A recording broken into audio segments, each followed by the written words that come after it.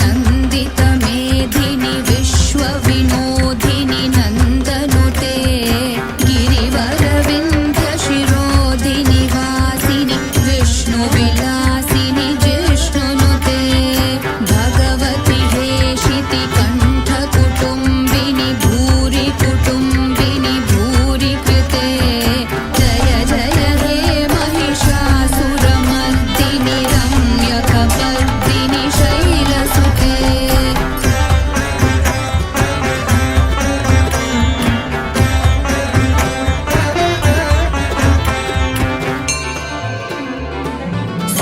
सुरवरवर्षिणि दुर्धरधर्षिणि दुर्मुखमर्षिणि हर्षरते त्रिभुवनपोषिणि शङ्करतोषिणि कील्बिषमोषिणि घोषरते घोषरते। व्यक्ति को अपने कर्तव्य से अलग कुछ भी नहीं करना चाहिए और व्यक्ति को अपने कर्तव्य का पालन करना चाहिए। आजकल आप देखते होंगे बहुत सारे जगहों पर प्रेम कर लिए और प्रेम के आड़ में लड़कियों के जीवन से खेल जाते हैं। ये सब काफी ऊंची हरकत है और ऐसा करना घोर पाप है। लड़कियां समझती है कि उनसे लड़का प्रेम कर रहा है, लेकिन वो प्रेम नहीं होता है, वो खिलवाड़ होता है। ऐसे लोगों से सावधान रहना है और सतर्क रहना है। कई घटनाएं ऐसे घटते रहते हैं समाज में कि लड़कियों को क्या किया जाता है, प्रेम जाल में कुछ गिरोह फंसा लेते हैं और कुछ लड़के उसको प्रेम का मीठा मीठा शब्दों का प्रयोग करते हैं। मोबाइलों का दौर चल गया है, एंड्रॉयड मोबाइल, छोटा छोटा मोबाइल। कुछ लड़कियां तो क्या करती हैं, अपने अभिभावकों की आंखों में सीधा धूल झोंकती है। बस वो सोते समय भी कमर तान लेगी और रहेगा अभिभावक को कि हमारी बच्ची सो रही है, लेकिन अंदर ही अंदर उनका प्रेमालाप चलता रहता है अपने प्रेमियों के साथ। कई तो ऐसी लड़के और लड़कियां हैं जो 10-10, 20-20, 25-50 को अपने प्रेम जाल में फंसा रखे हैं, जो अपने जीवन को नरक बना रहे हैं। वो अपने जीवन को नरक बना रहे हैं और विनाश की ओर ले जा रहे हैं। ऐसे लोगों से सावधान रहना होगा, सतर्क रहना होगा। और ऐसे बहुत सारे कथाएं आते हैं, बहुत सारे ऐसे कार्य आते हैं जिसमें देखने को मिलता है कि लड़कियों का जीवन समाप्त हो जाता है, वो घिनौनी हरकत का शिकार बन जाती है, उनका जीवन नरक हो जाता है। एक बार जहां उसका जीवन नरक हो गया तो फिर उनका चलना और संभलना मुश्किल है। इसलिए अपने मान मर्यादा को बचा के रखें और नियमानुसार कार्य करें। आपका जीवन अनमोल है। आपको भी समय आने पर अच्छी पति मिलेंगे, आपको भी समय आने पर अच्छे पति और पत्नियां भी मिलेंगे। सबको जो भगवान विधाता ने जो तय किया है वो ध्रुव सत्य है, वो अटल है, उसको कोई नहीं टाल सकता है। इसलिए लड़कियों को अपने मर्यादा का पालन करना चाहिए। अभिभावक अगर आपको कुछ सुझाव दे रहे हैं तो उसका पालन करना चाहिए। ऐसा नहीं कि आप बहुत लोग अंग्रेजी मीडियम में पढ़ लिए हैं तो अंग्रेजी में ही आप सब काम करेंगे। अंग्रेजी के चक्कर में बहुत तरह की बातें हो जा रहे हैं। ये महामारी कोरोना अंग्रेजी देशों से ही आए और बहुत भयानक रूप धारण कर लिया। इसलिए इन सारी चीजों को देखते हुए मानव को सोचना पड़ेगा, समझना पड़ेगा, ताकि उनको कोई दिक्कतें ना हो, उनको कोई परेशानी ना हो और उनका जो भी कार्य है वो कर्तव्यनिष्ठता की तरह चले और कहीं कोई कष्ट उनको ना हो, उनका जीवन सफल हो जाए।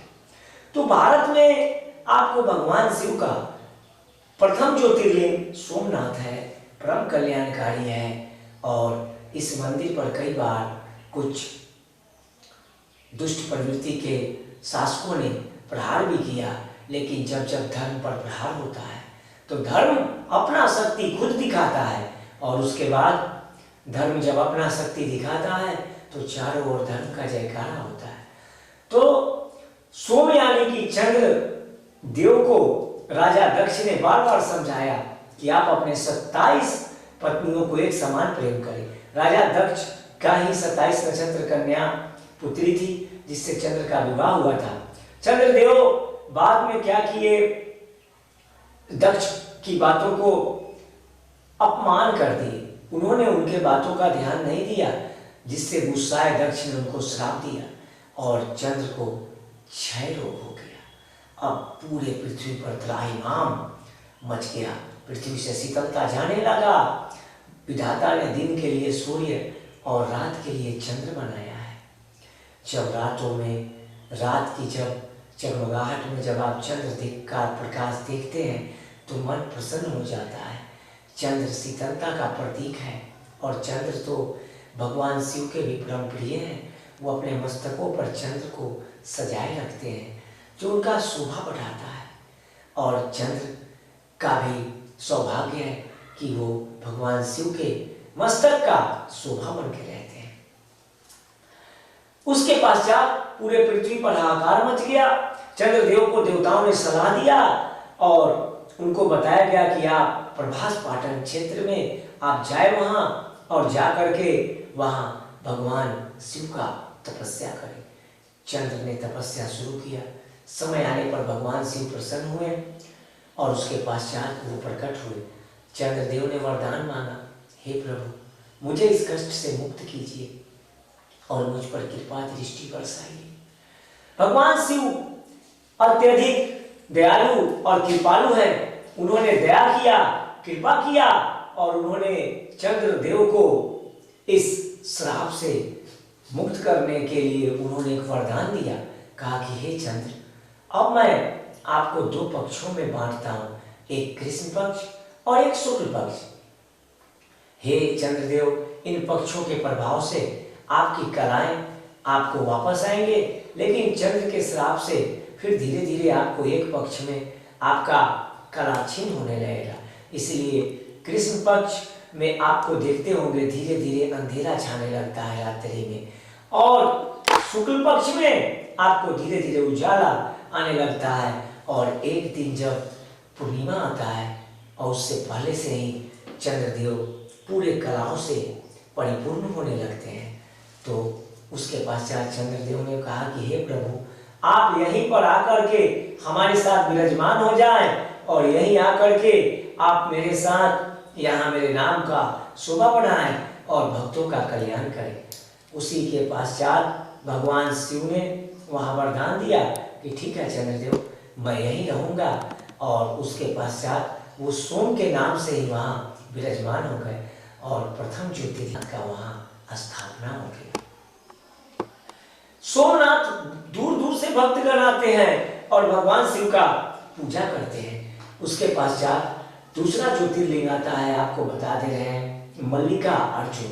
ये मल्लिका अर्जुन ज्योतिर्लिंग आपको मैं बता दे रहा हूँ, आंध्र प्रदेश के श्री शैल पर्वत पर है। हैदराबाद से वहाँ जाना पड़ता है, 200 किलोमीटर के आसपास में ये ज्योतिर्लिंग की दूरी पड़ता है।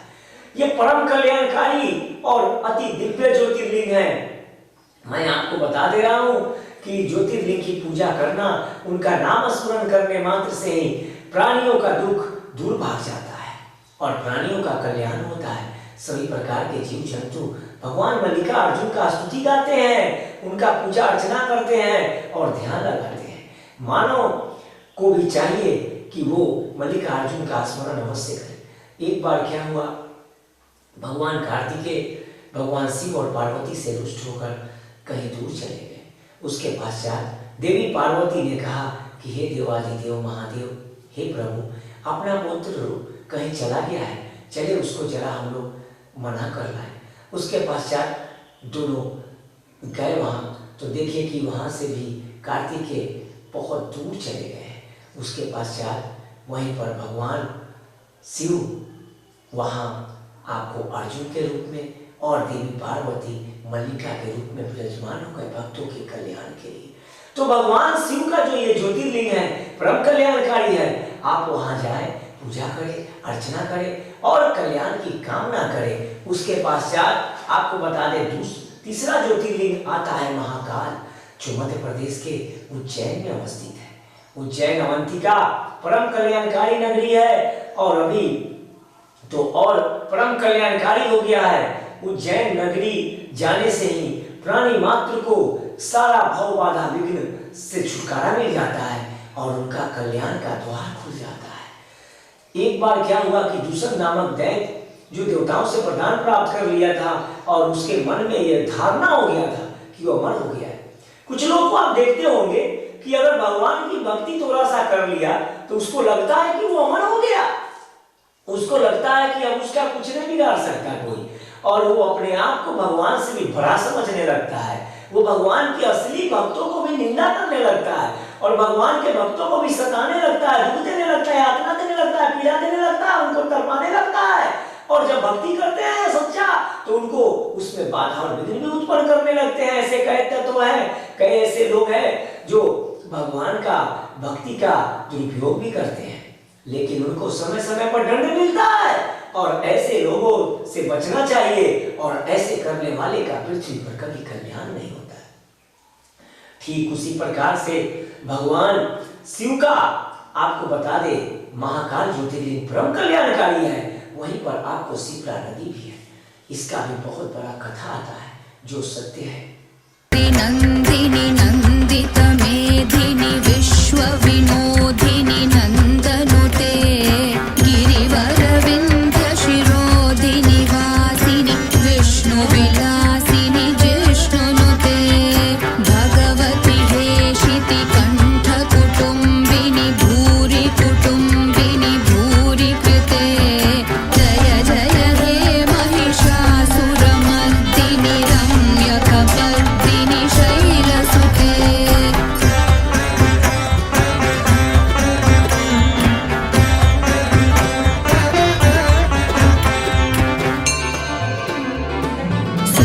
सुरवरवर्षिणि दुर्धरधर्षिणि दुर्मुखमर्षिणि हर्षरते त्रिभुवनपोषिणि शङ्करतोषिणि कील्बिषमोषिणि घोषरते। के पुत्रों को दूसरे ने अगवा कर लिया और उस पर हमला कर दिया। उन ऋषि पुत्रों ने भगवान को पुकारा तो भगवान धरती चीर करके महाकाल बन के आए और दूषण को पल में नाश कर दिया।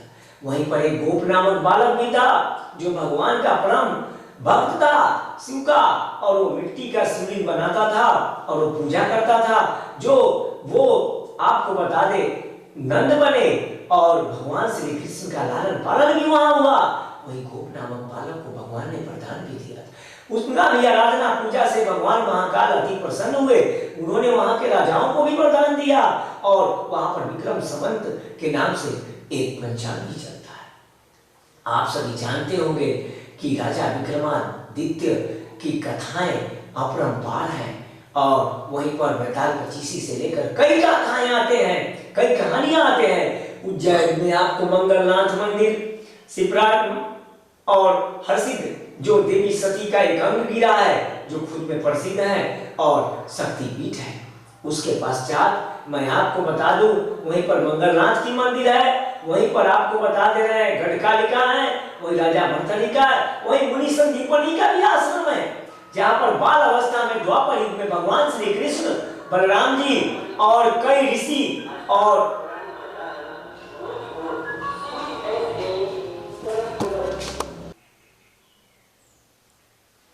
भगवान श्री कृष्ण जब बाल अवस्था में थे तो उनका भी शिक्षा ग्रहण करने के लिए मुनि संदीपनी के आश्रम में जाना पड़ा, जहाँ पर सुदामा, बलराम जी और कृष्ण जी के समेत अन्य कई छात्र और कई दिव्य बालक वहां पर ज्ञान अर्जित किए। उसका भी आश्रम उज्जैन में ही पड़ता है। भगवान श्री कृष्ण के आश्रम, भगवान श्री मुनि संदीपनी के आश्रम में जाने से ही कई ज्ञान का वहां पर गंगा में सराबोर होने का मौका मिलता है भक्तों को। एक बार क्या हुआ कि आपको मैं बता दे रहा हूं कि भगवान शिव का आपको बता दे रहे हैं जो पुत्र हैं कार्तिकेय, उन्होंने जब तारकासुर पर विजय प्राप्त किया तो वहीं पर आपको वट वृक्ष के नीचे देवी पार्वती ने उनको भात खिलाने का कार्य किए थे और वहीं पर दधी भी उनको खिलाया गया, उनको विजय तिलक लगाया गया। तो वहां पर आपको मैं बता दे रहा हूँ वट वृक्ष भी है, उनको भी अजय होने का वरदान प्राप्त है और वहां भी जाते हैं भक्त और वहां भी आशीर्वाद प्राप्त करते हैं। उसके पश्चात आपको मैं बता दे रहा हूँ उज्जैन में ही कई रमणीक स्थान है, कई ऐसे स्थान है जहां पर भक्त जा करके कल्याण की ओर बढ़ते हैं। उज्जैन में आपको मैं बता दे रहा हूं कई ऐसे कार्य होते हैं जो धर्म का आपको बता दे डंका चारों ओर बजता है। वहां पर कुंभ का मेला लगता है। हाँ, कुंभ का मेला लगता है। वहां पर अमृत का बूंद छलका था और अपार भीड़ होता है। वहां 12 वर्षों में एक बार आपको महाकुंभ का मेला लगता है। भारत में 4 ऐसे स्थान हैं जहां महाकुंभ का मेला लगता है। उसमें एक स्थान उज्जैन का भी आता है, शिप्रा तट का भी आता है। मैं आपको बता दे रहा हूं जो कथाएं हैं, जो सत्यता है, वही मैं बता रहा हूं आपको। और उसके बाद भगवान श्री महाकाल का मंदिर परम ही दिव्य और परम कल्याणकारी है। वहां पर भगवान के सेवा में लगे वहां के प्रधान पुजारी से लेकर अन्य पुजारी हर पहर 8 पहर भक्तों के कल्याण के लिए युद्ध स्तर पर लगे रहते हैं। अभी तो मध्य प्रदेश की सरकार ने शिवराज सिंह का जो सरकार है, श्री शिवराज सिंह ने वहां पर मंदिर के विकास के लिए काफी सराहनीय कदम भी और पहल भी किया है। वो भगवान महाकाल के परम भक्त भी हैं और अभी जो सरकार के कई ऐसे मंत्री हैं, कई ऐसे अधिकारी और पदाधिकारी हैं और खुद प्रधानमंत्री श्री नरेंद्र मोदी जी हैं और भी कई ऐसे दिग्गज नेता हैं जिनके ऊपर श्री महाकाल का आशीर्वाद प्राप्त है। श्री महाकाल के बिना इस संसार में कुछ भी संभव नहीं है। महाकाल ही परम कल्याणकारी हैं और कालों के काल है महाकाल। इसलिए हम सभी महाकाल को प्रणाम करें और महाकाल का आशीर्वाद प्राप्त करें और हो सके तो उज्जैन अवश्य जाएं और उज्जैन आए और उसके पश्चात भगवान शिव का आशीर्वाद प्राप्त करें और वहाँ के जो क्रियाकलाप है, वहाँ का जो धर्म का जो कार्य है, उससे कुछ सीख भी प्राप्त करें। उसके पश्चात आपको बता दे रहे हैं वहीं पर शिप्रा नदी है। एक बार क्या हुआ कि भगवान शिव भिक्षाटन के लिए श्री हरि विष्णु के पास गए। विष्णु ने तर्जनी अंगुली दिखाकर शिव का अपमान कर दिया और भगवान ने अपने त्रिशूल से उनका तर्जनी अंगुली में छिद्र कर दिया, जिससे रक्त बहने लगे। उन्होंने भिक्षापात्र में रक्त लिया, उसके पश्चात भी रक्त जब नीचे आए तो उसी से शिप्रा नदी हो गया और उसको वरदान दिया गया कि ये नदी कालांतर में कल्याणकारी नदी होंगे और इस नदी में स्नान करके जो महाकाल का पूजा अर्चना करेंगे, जो अभिषेक पूजा करेंगे, उसका अकाल मृत्यु का खतरा टल जाएगा और भव बाधा से वो मुक्त हो जाएंगे। बाधा विघ्न सब टल जाएगा, रोग संताप सब भाग जाएगा, किसी प्रकार का कलह क्लेश नहीं होगा, उसका सदा जय जय होगा, सारा अमंगल दूर हो जाएगा, मंगल ही मंगल होगा। वहां पर मंगलनाथ का भी मंदिर है। वहां पर मंगला जो लड़कियां होती है, जो अन्य को मंगल दोष लगा होता है, वो वहां जाते हैं। उसके पश्चात भी एक कथा आता है कि मंगल देव साक्षात भगवान शिव के पुत्र के रूप में जाने जाते हैं और मंगल ग्रह को भी आप लोग जानते होंगे, परम कल्याणकारी है मंगल और सारे अमंगल को हर लेते हैं। इसलिए मंगलनाथ का भी जय जयकार करें, एक बार बोलिए मंगल जी की जय हो, जय हो। और उसके पश्चात वही गढ़कालिका है, वहीं पर भगवान श्री राम का भी दरबार है। वहां पर बड़ा बड़ा मंदिर है, बहुत ही रमणीक स्थान है उज्जैन। उसके पश्चात आपको एक ज्योतिर्लिंग आता है, ओमकारेश्वर कमलेश्वर। बीच में आपको नर्मदा नदी है, जो वहां पर 3 नदियों का संगम भी है, परम कल्याणकारी। वहां पर परिक्रमा है, परिक्रमा करने का वहां पर विधान है और ओमकार पर्वत है, बिल्कुल ओमकार, जैसे ऐसे लगता है कि प्रभु ने भक्तों के लिए ही स्थान बनाया है और जो भी भक्त वहां जाते हैं उनका सदा जय जय होता है। आपको बता दूं कि राजा मानधाता भगवान शिव का परम भक्त था और उन्होंने तपस्या किया और उससे प्रसन्न होकर भगवान शिव वहां प्रकट हुए और वहीं पर 2 पार्थिव ज्योतिर्लिंग के स्वरूप में नर्मदा के उस साइड में आपको मैं बता दे रहा हूँ, उस दिशा में आपको ओमकारेश्वर और इस दिशा में कमलेश्वर है। बहुत ही अच्छा स्थान है, वहां पर भक्त जाते हैं और कामना करते हैं और बहुत अच्छा स्थान है। वहाँ ओमकार स्थान का भी नाम है और ओमकारेश्वर में जाने से भक्तों का कल्याण होता है। उसके पश्चात आपको ज्योतिर्लिंग है श्री बैद्यनाथ। वैद्यनाथ ज्योतिर्लिंग को सभी भली भांति जानते हैं। वैद्यनाथ ज्योतिर्लिंग इस पृथ्वी पर 2 ज्योतिर्लिंग प्रसिद्ध हैं। एक परली में, जो परली वैद्यनाथ के नाम से जाने जाते हैं, जो महाराष्ट्र राज्य में है, और दूसरा झारखंड राज्य में है, देवघर में जाने जाते हैं, जो परम कल्याणकारी है। इसकी कथाएं बहुत अपरंपार है। रावण भगवान शिव को प्रसन्न करके वहां से कामना लिंग देवी पार्वती द्वारा पूजित शिवलिंग को वो वहां से लाने का प्रयास किया, लेकिन देवताओं के अर्जी पर कि रावण अगर ये शिवलिंग ले गया तो रावण अति बलशाली हो जाएगा और वो अपने आसुरी शक्ति के द्वारा देवताओं को पराजित करेगा और चारों ओर पापाचार फैलाएगा। इन सब को देखते हुए देवताओं की अर्जी पर भगवान शिव ने कहा कि हे रावण, मैं ये शिवलिंग तो आपको अवश्य दे रहा हूं, लेकिन इसको जहां रखोगे वहीं रह जाएगा। उसी बीच में देवी पार्वती ने जल से आचमन करा दिया और रावण जब बीच रास्ते पर आए, उन्हें लघुशंका लग गया और वो जब लघुशंका करने बैठ गए तो वहीं पर शिवलिंग रख दिया। वहीं पर भगवान विष्णु अपने लीला से वहां थे और उन्होंने शिवलिंग को लिया और वहीं पृथ्वी पर भी रख दिया, जो वहीं स्थापित हो गए। बाद में वहां पर बैजू नामक भील ने भगवान का भक्ति भाव किया और उनको भी वरदान प्राप्त हुआ और वो भी भगवान शिव के साथ साथ अमर हो गए। आज भगवान शिव का ये रमणीक और दैविक स्थान पर जाकर भक्त कल्याण का कार्य करते हैं और उनके कल्याण का द्वार खुल जाता है और वहां पर सावन माह में अपार भीड़ होता है। वहां पर दूर दूर से कांवड़िया आते हैं और बोल बम जय शिव का वहां पर जय घोष लगाते हैं और भगवान बाबा बैजनाथ से मंगल कामना करते हैं। पूरे विश्व में बाबा बैजनाथ का दरबार बहुत ही प्रसिद्ध है।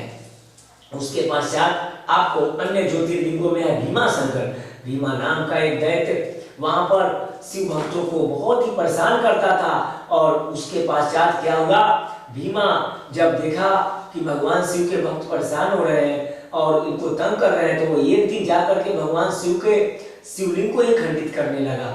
उसके पश्चात वहीं भगवान शिव प्रकट हो गए और उसको वहां पर पराजित किए और वहीं पर भीमा नाम से वो विराजमान हो गए। ये भीमा नामक ज्योतिर्लिंग आपको बता दे पूना में अवस्थित है, जो महाराष्ट्र राज्य में है और यहाँ भी भक्त जाते हैं और परम कल्याण का कार्य करते हैं और कल्याणकारी बन के आते हैं। इस ज्योतिर्लिंग की पूजा अर्चना का महिमा अपरंपार है। भक्तों का पल में वहां पर कल्याण हो जाता है। उसके पश्चात त्र्यंबकेश्वर है। वहां पर गौतम ऋषि को गौ हत्या का पाप कुछ ऋषियों ने उनके ईर्ष्या और जलन मात्र से वहां पर लगा दिया था, जिससे मुक्ति के लिए भगवान शिव वहां पर उनकी तपस्या से प्रसन्न होकर के प्रकट हुए थे और उन्हें कुंड दिए थे। यहाँ पर साक्षात उस ज्योतिर्लिंग में ब्रह्मा विष्णु और महेश का आपको दर्शन होता है और उस कुंड मात्र में जाने और उनका पूजा करने से भक्तों का कल्याण हो जाता है। ये ज्योतिर्लिंग त्र्यंबकेश्वर महाराष्ट्र में है। आपको बहुत ही रमणीक स्थान है और वहां पर जाने से भक्तों का कल्याण होता है। त्र्यंबकेश्वर के बाद आपको बता दें नागेश्वर है। नागेश्वर ज्योतिर्लिंग का महिमा अपरंपार है और आपको मैं बता दूं नागेश्वर ज्योतिर्लिंग पश्चिम द्वार का है। अपने भक्तों को भगवान शिव कभी निराश नहीं करते हैं, लेकिन वास्तव में जो भक्त है उसी को, जो भक्त नहीं और भक्त का स्वांग रचता है, जो भक्त को तंग करता है, उस पर भगवान शिव कभी प्रसन्न नहीं होते। तो भगवान का जो ये ज्योतिर्लिंग है, जो नागेश्वर ज्योतिर्लिंग है, एक है आपको बता दे दारुका वन में, जो द्वारिका से 7 किलोमीटर की दूरी पर अवस्थित है, जहां बहुत बड़ा मंदिर है और वहां पर आपको जब जाइएगा तो आपको आनंद ही आनंद और प्रसन्नता महसूस होगी। वहां की प्रथा, वहां का कथाएं बहुत प्राचीन युगों से कहे जाते हैं कि भगवान शिव ने वरदान दिया था। वहां पर एक वैश्य था सुप्रिय नाम का, जिसको राक्षस दारुका नाम की जो राक्षस थे बहुत तंग करते थे। वो भगवान शिव को पुकारा रक्षा करने के लिए और उसको पराजित करने के बाद भगवान शिव वहीं नागेश्वर के रूप में विराजमान हो गए। इसी नागेश्वर के बारे में एक कथा और आता है जो आपको महाराष्ट्र में औधा में है। वहां भी अगर जाएंगे तो आपको ऐसा प्रतीत होगा कि भगवान शिव यहाँ विराजमान है और औधा नागेश्वर नाथ भी पश्चिम द्वार के हैं। आश्चर्य होगा आपको कि देखिए दारुका वन वाले भी आपको बता दे रहे हैं, वो गुजरात वाले भी आपको पश्चिम द्वार के और ये भी पश्चिम द्वार के, लेकिन दोनों का महिमा अपरंपार है। उसके पश्चात आपको मैं बता दूं, नागेश्वर के बाद आप केदारेश्वर में भगवान नर और नारायण का अवतार लिए थे, और वहीं पर भगवान एक तरफ बद्रीनाथ बन गए तो दूसरी तरफ केदारनाथ बन गए। केदारनाथ का महिमा अपरंपार है, वहां भी भक्त जाते हैं, पूजा अर्चना करते हैं और उनका कल्याण होता है। और पर्वतों से घिरा हुआ यह स्थान काफी रमणीक है, मन मोह लेता है यह स्थान। ऐसा प्रतीत होता है कि भगवान शिव यहाँ पर साक्षात है, और साक्षात है ही, भगवान का कृपा वहां प्राप्त हो जाता है। केदारनाथ में भारी त्रासदी लाया था, भक्तों को एक संकेत दिया था महादेव ने कि देखो समझ जाओ, अगर पाप करोगे तो तुम लोगों को दंडित अवश्य किया जाएगा, इसलिए इस पृथ्वी पर आए हो तो सत्यता से रहो, धर्म का पालन करो, अच्छा से रहो, कोई भी ऐसा कार्य नहीं हो जिससे धर्म की हानि हो, जिससे मानवता का पहचान खो जाए, ऐसा कार्य ना करो, अच्छा कार्य करो और सत्य पथ पर चलो। उसके पश्चात आपको काशी विश्वनाथ ज्योतिर्लिंग को कौन नहीं जानता, ये बनारसी में है और उत्तर प्रदेश में। यहीं से आपको बता दे रहे हैं प्रधानमंत्री श्री नरेंद्र मोदी जी, जो भारत के प्रधानमंत्री हैं अभी वर्तमान में, वो यहीं से चुनाव लड़ते हैं और यहीं पर जाकर के उन्होंने विजय भी प्राप्त किया, और वहां पर काफी मंदिर से लेकर के उस नगरी का भी विकास कार्य भी हुआ है। मैं आपको बता दूं, यहाँ गंगा नदी है और मोक्ष की नगरी कहे जाते हैं काशी, ज्ञान का गंगा बहता है यहाँ पर बड़े बड़े साधु संत का यहाँ पर आना जाना लगा रहता है। काशी में जो जाता है और जो आता है उसका सदा जय जयकार होता है। काशी बहुत ही प्रसिद्ध नगरी है। जब भगवान शिव सृष्टि का निर्माण कर रहे थे तो यहीं से उन्होंने अर्धनारीश्वर स्वरूप धारण किया था। नर और नारी का उन्होंने एक संकेत दिया था कि पृथ्वी पर कैसे सृजन होगा, पृथ्वी पर कैसे बढ़ेंगे सब कुछ। और उसके पश्चात भगवान शिव वहीं पर काशी विश्वनाथ के नाम से विराजमान हो गए। वहीं अन्नपूर्णा देवी का मंदिर है, वहीं काल भैरव का भी मंदिर है। काल भैरव का मंदिर आपको मैं बता दूं उज्जैन में भी है, महाकाल के द्वारपाल कहे जाते हैं और सेनापति कहे जाते हैं। लेकिन उसके बाद आपको यहाँ भी काल भैरव का मंदिर है, उनका भी महिमा अपरंपार है। बहुत बड़े बड़े मंदिर हैं काशी में। काशी के बाद आपको मैं बता दे रहा हूँ रामेश्वरम। जब भगवान शिव आपको राम जी को आशीर्वाद दिए थे धर्म की रक्षा के लिए, और हनुमान के रूप धारण करके वो राम जी के साथ साथ खुद चले थे धर्म की और अधर्म की लड़ाई में। और उसके पश्चात जब भगवान श्री राम जी जब लंका जाने लगे विजय प्राप्त करने के लिए, तो उन्होंने रेत से भगवान शिव का शिवलिंग बनाया था और वहां पर आशीर्वाद प्राप्त किया था। और वहीं पर भगवान श्री राम के नाम से रामेश्वरम नाम का ज्योतिर्लिंग बन गया। 4 धामों में एक धाम है रामेश्वरम, समुद्र तट पर। उसके पश्चात घृष्णेश्वर भगवान शिव का 12वां और अंतिम ज्योतिर्लिंग है। आपको बता दे रहे हैं घृष्णेश्वर, ये आपको बता दे रहे हैं अजंता इलोरा गुफा के पास है। ये महाराष्ट्र के औरंगाबाद जिला में पड़ता है। यहाँ पर भी आपको भक्त का तांता लगा रहता है। बहुत ही महिमा और बहुत ही यहाँ पर कल्याण का द्वार खुल जाता है जो भक्त यहाँ आते हैं। यहाँ पर भगवान शिव का एक भक्तनी थी जिसका नाम था भूष्मा। तो इसके पुत्र को मौत के नींद सुलाने वाली उसकी अपने संबंधी को जब भगवान ने दंडित किया और उसके पश्चात जब भूष्मा की भक्ति से खुश हुए और उसके पुत्र को जीवित लौटाए, तो भगवान ने वहां वरदान भी दिया और वो वहीं पर कृष्णेश्वर के नाम से विराजमान हो गए। तो भगवान शिव के 12 द्वादश ज्योतिर्लिंगों का पूजा अर्चना, उनका नाम वाचन करने से भक्तों का कल्याण हो जाता है, भव बाधा से वो मुक्त हो जाते हैं और भगवान शिव का वो कृपा प्राप्त करते हैं, प्रदान प्राप्त करते हैं। उनका सदा जय जय होता है। कहीं भी किसी भी दशा में किसी भी अवस्था में भगवान शिव का नाम लेना कल्याणकारी है। भूल से भी अगर भगवान शिव का नाम आप ले रहे हैं तो वो आप पर कृपा कर देते हैं और आपका जीवन सफल हो जाए।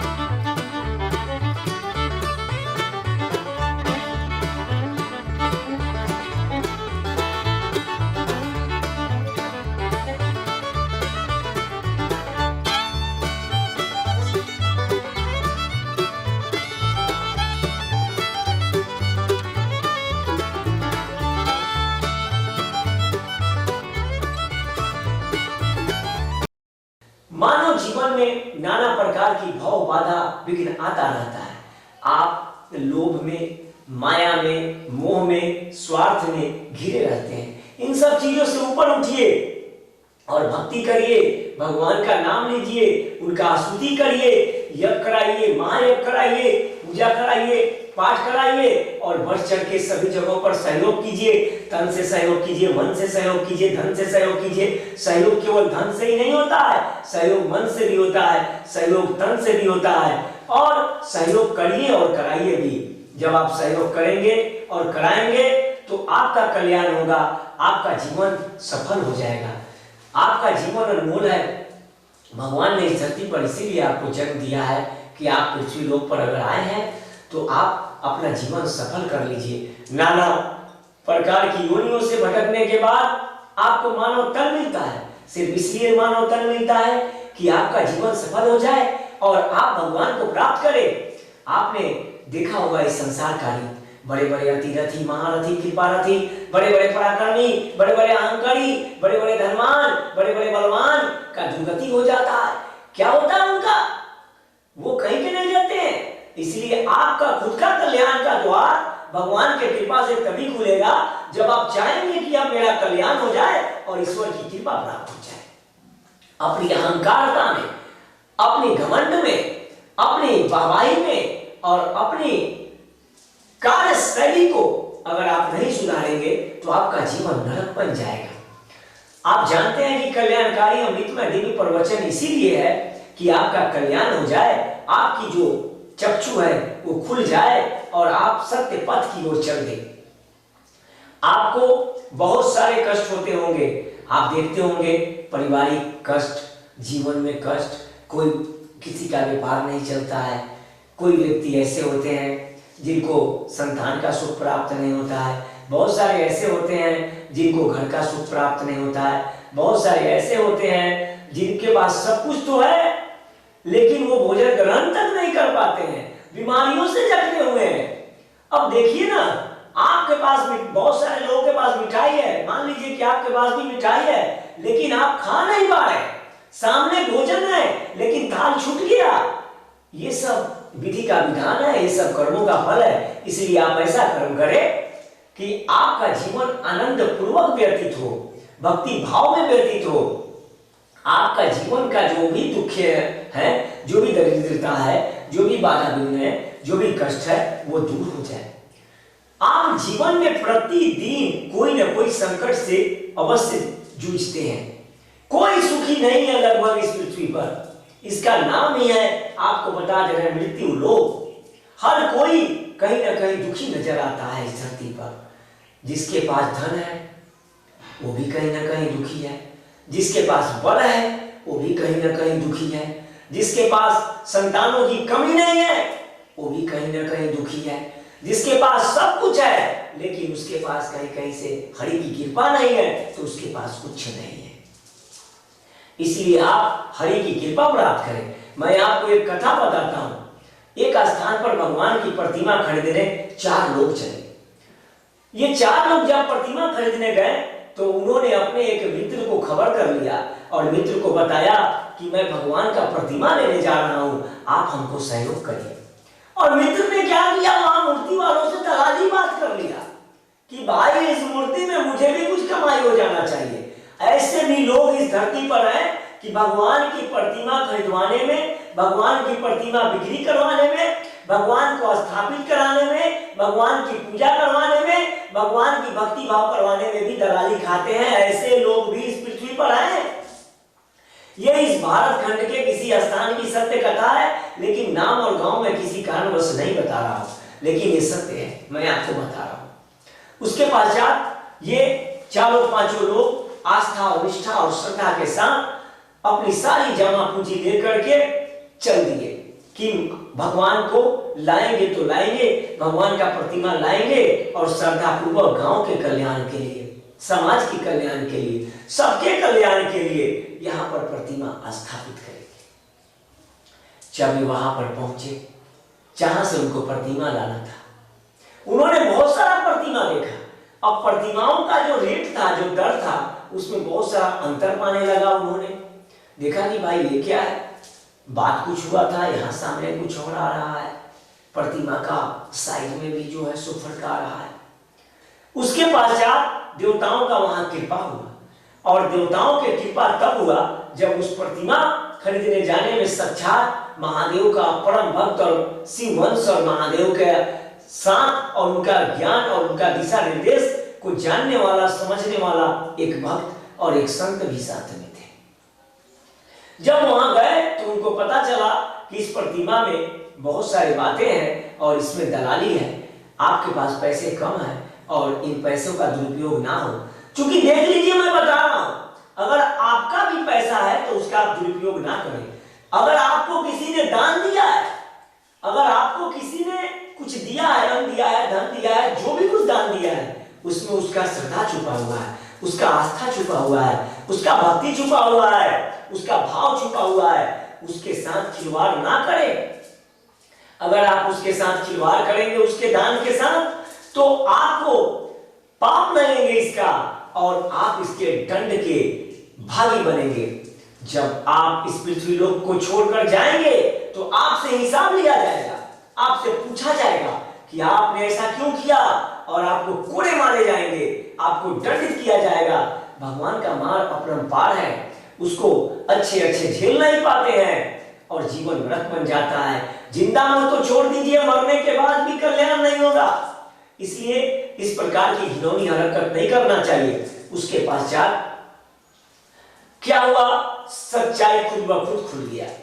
जो मूर्ति बेचने वाले थे उन्होंने ही आकर के जो खरीदने वाले थे उनको कह दिया कि भाई इसमें तो मैं फलाने को इतना पैसा दे दूंगा, तो हमको क्या बचेगा।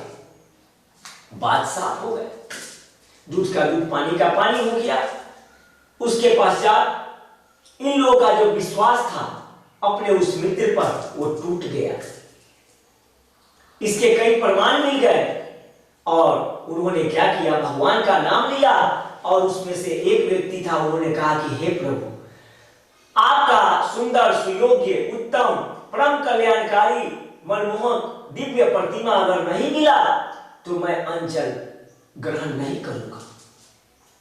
कुछ ही देर के बाद वहां पर एक चमत्कार हुआ और वहां पर एक व्यक्ति मिला और वो वहां पर ऐसा प्रतिमा दिलवाया उस संत के माध्यम से कि काफी मनमोहक, काफी ही दिव्य, काफी ही परम तेज वाला प्रतिमा, जिसको देखने मात्र से ही भगवान का वहां पर सारे स्वरूप का दर्शन होने लगा। और उसके बाद जो प्रतिमा लेने गए थे उनका भगवान के प्रति और आस्था, निष्ठा बढ़ गया और उन्होंने भगवान का जयकारा किया।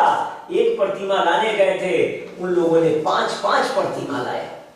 साथ में देवी भगवती का भी प्रतिमा आ गया, महाशक्ति महामाया दुर्गा का भी प्रतिमा आ गया। अब देखिए दुर्गा जी की, भाई ये लोग इन सबों को ले जा रहे हैं तो कम से कम मुझे क्यों नहीं ले जा रहे, मेरी प्रतिमा को भी ले लो। अब उसके बाद वहां पर लगा छिटाकशी होने कि भाई इस मंदिर में जो है इनका प्रतिमा बैठेगा तो इनका नहीं बैठेगा। अब कुछ दुष्ट प्रवृत्ति के लोगों का दाल नहीं गल रहा था वहां पर, तो भाई जहां दाल नहीं गलेगा वहां तो दाल गलाने का तो प्रयास होगा ना। तो उन लोगों ने भी अपना तिकरम भाजना शुरू किया कि भाई इस तरह से हो रहा है, इस तरह से हो रहा है, कैसे होंगे, क्या होंगे। लेकिन जब उन लोगों ने जानकारी लिया तो उन लोगों को पता चला कि भाई यहाँ पर जो है नाना प्रकार का कार्य जो हो रहा है ये दैविक दृष्टिकोण से हो रहा है, और इस दैविक दृष्टिकोण से जो हो रहा है इसमें जो है हर प्रकार का कार्य होना चाहिए। तो अगर देवताओं का आपके ऊपर साथ है, देवताओं का अगर आप पर कृपा है, तो आप अगर कहीं भी यज्ञ और महायज्ञ कर रहे हैं तो आपको देवताओं का साथ मिलेगा। और एक चीज आप जान लीजिए, वहां पर प्रतिदिन चमत्कार ही चमत्कार होने लगा और भक्त काफी प्रसन्न हो गए और भक्त आस्था और निष्ठा के साथ यज्ञ कार्य में जुट गए और रात दिन एक कर दिए और यज्ञ को सफलता तक ले जाने के लिए सभी भक्तों ने कमर कस लिया। जो भी दुष्ट प्रवृत्ति के लोग थे, जो उस यज्ञ में खरन डालना चाहते थे, जो उस यज्ञ को विध्वंस की ओर ले जाना चाहते थे। सारे के सारे कमेटी वाले, समिति वाले, सारे के सारे गांव वाले, समाज वाले इधर उधर से सब एक हो गए और यज्ञ शांतिपूर्ण ढंग से परम उत्तम बेला में संपन्न हुआ और उसके पश्चात गांव कल्याण की ओर जाने लगा। तो एक चीज जान लीजिए, ये कथा पूरे भारत में, पूरे देश में, विदेशों में भी आप देख रहे हैं। इस टीवी चैनल्स के माध्यम से, फेसबुक के माध्यम से, ट्विटर के माध्यम से, व्हाट्सएप के माध्यम से, इंस्टाग्राम के माध्यम से और कई सोशल साइट के माध्यम से। आजकल तो सोशल मीडिया इतना सक्रिय हो गया है कि पल में बातें कहां से कहां चले जाते थे। एक समय था कि आपको कहीं जाना था, कहीं आप नजदीक भी जाते थे या दूर जाते थे तो बिल्कुल पांव जाते थे और पांव जाने में भी आप नहीं थकते थे। लेकिन अब तो आप छोटी छोटी कामों के लिए अगर जाते हैं तो आप सोचते हैं कि मम्मी पापा जरा बाइक दे दो, मोटरसाइकिल दे दो, मुझे वहां जाने में बहुत दिक्कत होंगे। तो ये सारी बातें हैं। अब पहले था कि बैलगाड़ी से कोसों दूर चले जाते थे। शादी विवाह में भी बहुत सारा प्रथा था, बहुत सारे नियम थे। लेकिन अब क्या है, अब तो सोच सोच के, समझ समझ के लोग जो है कदम रखते हैं। और पहले क्या था, पहले तो सीधा बस भगवान का नाम लो, अपना पोटली अपने कांधे पर लो और चल दो। तो ये सारी चीजों को देखते हुए, सारी चीज को समझते हुए मानवों को समझना होगा, मानवों को खुद समझना होगा कि वो दानव है, असुर है या देवताओं के तरफ से है। इस धरती पर हर युग से लोग आए हुए हैं। आपको बता दूं, विष्णु लोक से भी लोग आए हुए हैं, शिवलोक से भी लोग आए हुए हैं, यहाँ पर नाना प्रकार के लोग आए हुए हैं और हर जगह से यहाँ पर लोगों का जन्म हुआ है। जानते हैं क्यों जन्म हुआ है? वो सभी पृथ्वी लोक पर आए हैं कल्याणकारी कार्य करने के लिए और कल्याणकारी कार्य करके ही अपने लोक में जाएंगे। ये जो सच्चे संत लोग हैं, ये कौन लोग हैं? ये अच्छे अच्छे आईपीएस लोग हैं, वो कौन लोग हैं? वो अच्छे अच्छे आईएएस लोग हैं, वो कौन लोग हैं? वो अच्छे अच्छे मंत्री, वो अच्छे अच्छे सरकार के जो पदाधिकारी और अच्छे अच्छे जो कमान संभालने वाले जो मुख्यमंत्री हैं, अच्छे अच्छे जो प्रधानमंत्री हैं, वो कौन लोग हैं? किस लोक से आए हैं? कभी चिंतन करिए, कभी समझिए तो पता चलेगा। तो कहीं ना कहीं से, किसी न किसी लोक से आकर के इस पृथ्वी पर ये सभी कल्याणकारी कार्य कर रहे हैं, केवल जन कल्याण में। चूंकि इस पृथ्वी पर आकर के अपना अपना कर्तव्य का पालन करना है और अपने अपने कर्तव्य का पालन कर रहे हैं और इस कर्तव्य पालन में जो भटक गया वो कहीं के नहीं रहते हैं और जो अपने कर्तव्य को समझ लिए, जो अपने कर्तव्य पथ पर निकल लिए, उनका जीवन संवर जाता है, उनके जीवन का जो अंधेरा है वो छट जाता है। आप जब कहीं दिया जलाते हैं तो दिया जलने के साथ ही अंधेरा भाग जाता है फुर्र से। इसलिए आप वो दिया जलाएं, वो दीपक जलाएं जो आपके जीवन के अंधेरे को समाप्त कर देगा और आपका जीवन सफल हो जाएगा। इसलिए आप सबों से मैं अनुरोध करूंगा, निवेदन करूंगा, मेरा तो काम है आपके अंदर जागृति लाना, आपको भक्ति भाव की ओर ले जाना। लेकिन इन भक्ति भावों की ओर ले जा रहा हूं या आपको मैं ये बातें बता रहा हूं। नंदिनी नंदित मेधिनी विश्व विनोदिनी नंदनुते गिरिवर विंध्य शिरोधिनी वासिनी विष्णु विलासिनी जिष्णुनुते भगवती हेशिति कंठ कुटुंबिनी भूरि कुटुंबिनी भूरि कृते जय जय हे महिषासुरमर्दिनी रम्यकपर्दिनी शैल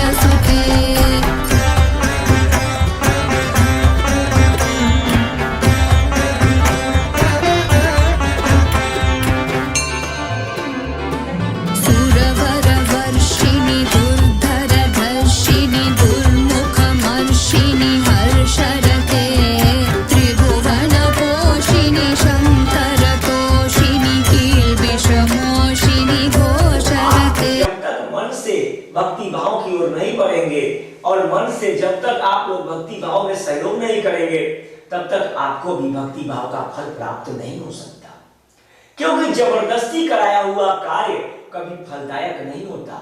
इसलिए आप भक्ति में अपनी शक्ति के साथ साथ अपने मन को लगाएं। कहीं भी यज्ञ और महायज्ञ हो रहे हैं तो वहां पर अपने मन को लगाएं और ध्यान को आप लगाएं। अब देखिए, बहुत सारे जगहों पर अपना कथा प्रवचन हुआ, बहुत सारे जगहों का कथा प्रवचन धार्मिक टीवी चैनल्स पे भी चले और अभी सामने भी चल रहा है। अभी आप देख रहे होंगे कि एक से बढ़ के एक साधु संत महात्मा जी का कथा चलता है, लेकिन कुछ जगहों पर देखने को मिलता है कि कथा का प्रसंग इस कान से सुने और इस कान से निकाल दिए।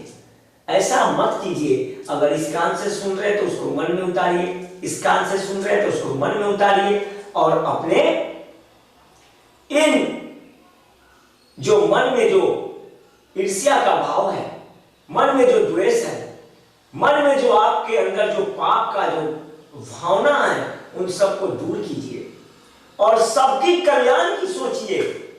जब सबकी कल्याण की आप सोचेंगे तो आपका कल्याण खुद हो जाएगा और आपका जय जय हो जाएगा। उसके बाद कहीं आपको कष्ट नहीं होगा। आप कष्ट कब भोगते हैं? आप कष्ट तभी भोगते हैं जब आप नियम को तोड़ते हैं, आप विधि को तोड़ते हैं, विधान का पालन नहीं करते हैं और आप स्वार्थों से घिर जाते हैं। कोई भी स्वार्थी व्यक्ति भक्त नहीं हो सकता और भक्ति प्रधान है निष्काम। अगर आप निष्काम भक्ति कर रहे हैं तो ही आप प्रधान हैं और तभी आपको परमात्मा आपको प्राप्त हो सकते हैं।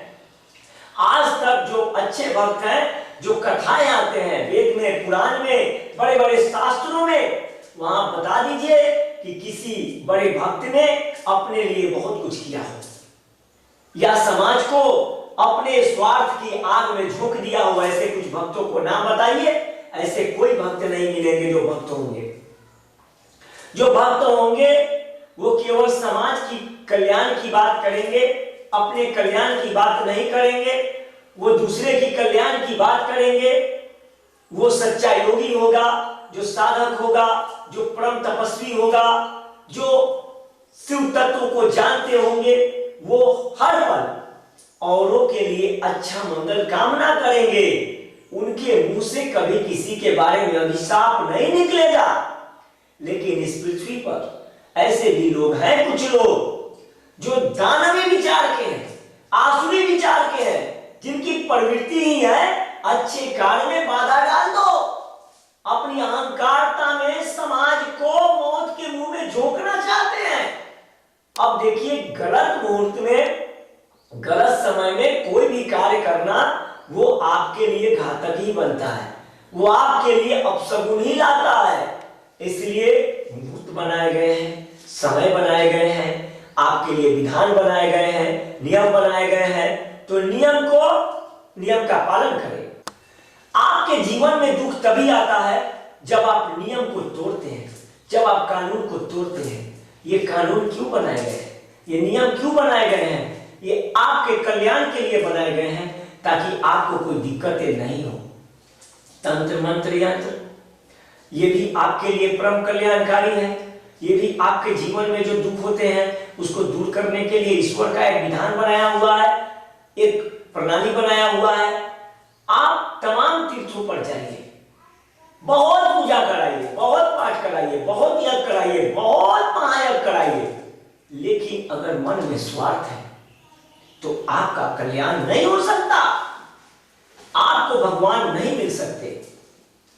किसी स्वार्थी को भगवान कभी नहीं मिलते हैं। इसलिए स्वार्थों को त्यागें, मन में जो ईर्ष्या है उसको त्यागें और सबकी कल्याण की सोचें।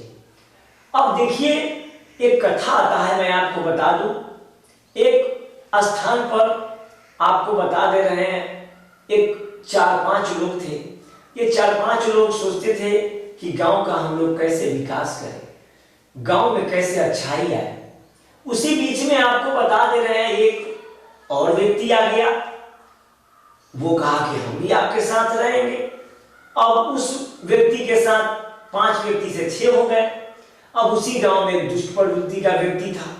अब उसको किसी की अच्छी बातें अच्छा नहीं लगता था, क्योंकि उसका संस्कार ही वैसा था।